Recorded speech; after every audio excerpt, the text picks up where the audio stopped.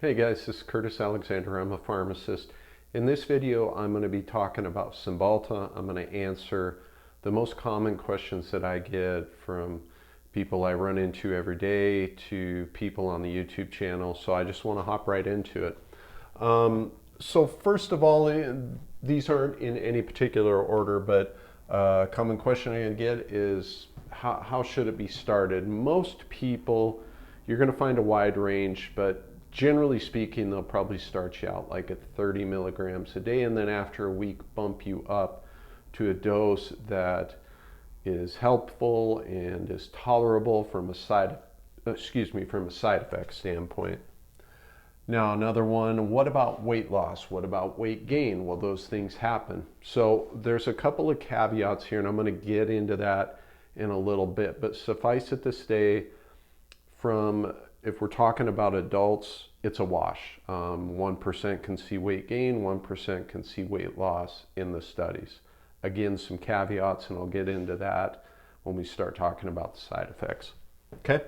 How about anxiety? Is it helpful for anxiety? My experience has been, first of all, it's approved for anxiety. So there's that. The other thing is, I've had mixed reviews with Cymbalta and anxiety. Generally speaking, people have benefit with it, but there's also people that started and like didn't help at all. So it's kind of a wash, at least from my experience. Now, what is it used for? We already mentioned anxiety.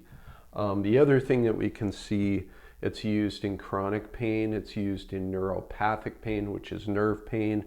We can see that especially in folks who are diabetic, folks who are undergoing chemotherapy. So we see some of those things. We can also see it used in fibromyalgia, and depression. Okay. Do you need to take it with food? Short answer is no. You can even, like the sprinkle caps that Cymbalta comes in, you can open those up, pour in them applesauce, yogurt, whatever it might be, and take it that way as well. Okay. Big one. Does it cause withdrawals? Can it cause withdrawals? Not does it. The answer is yes, and it's one of those meds that I caution everybody. If you stop the medication, you want to do that very, very slowly. And that needs to be something you and your doctor come up with a game plan on how you're going to do that, but it needs to be done slowly. I do run into issues with people trying to taper down off Cymbalta. If you do it fast, you can run into withdrawal symptoms. Okay. How does it work in the body? So basically, it can affect 3 different neurotransmitters in your body. The 2 main ones is you have serotonin and norepinephrine, which is like adrenaline. Okay. It stops those 2, or it blocks those 2. Your body will reuptake those neurotransmitters, okay, to try to level those out. Basically, Cymbalta blocks that process, so you get an increase of norepinephrine, the noradrenaline, and you get an increase in serotonin. You can also see an increase in dopamine because it blocks the reuptake of that, but it doesn't do it as strongly as you're going to see with serotonin and norepinephrine. All right, now big one, side effects. What are we going to see? Well, let's go back to the weight loss, weight gain. Interestingly, in the studies, what they saw is that when Cymbalta is given to adolescents, kids and adolescents, we do see more weight loss. Not so much with adults, but definitely with kids, 14 to 15%. This may be attributed to a couple of the things we're going to see here, which is nausea. You can see that in 18 to 25%. And again, sometimes it helps to take it with a little bit of food, which you can do with Cymbalta. Then we can see a decrease in appetite, 6 to 15% of folks. We can also see dry mouth, 11 to 14%, which is interesting because it's not supposed to affect the cholinergic system, which is usually where dry mouth comes from, but it does.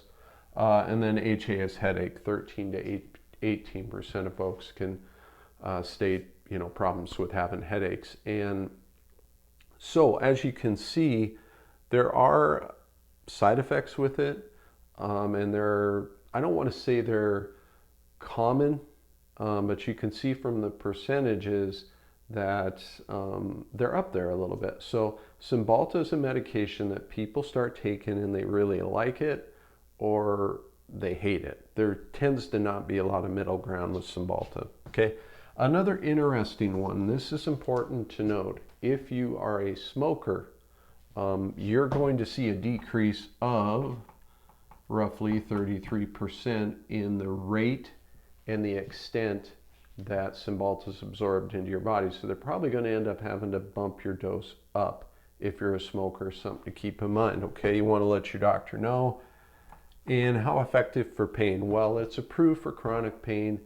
Interestingly enough, though, one of the things it does do well is it tends to be effective for nerve pain, which is something that the medical field struggles to treat. Like your typical strong painkillers, the morphines of the world, tend to not be that great at treating nerve pain, but so it's nice to have something like Cymbalta that can show some effectiveness against nerve pain. So in the comments, let me know, have you taken Cymbalta? How'd you tolerate it? What were your thoughts? It's helpful for me. It's helpful for other people that watch the video to get your feedback. And speaking of helpful, I hope this video was, and I'll see you in the next one. Thanks.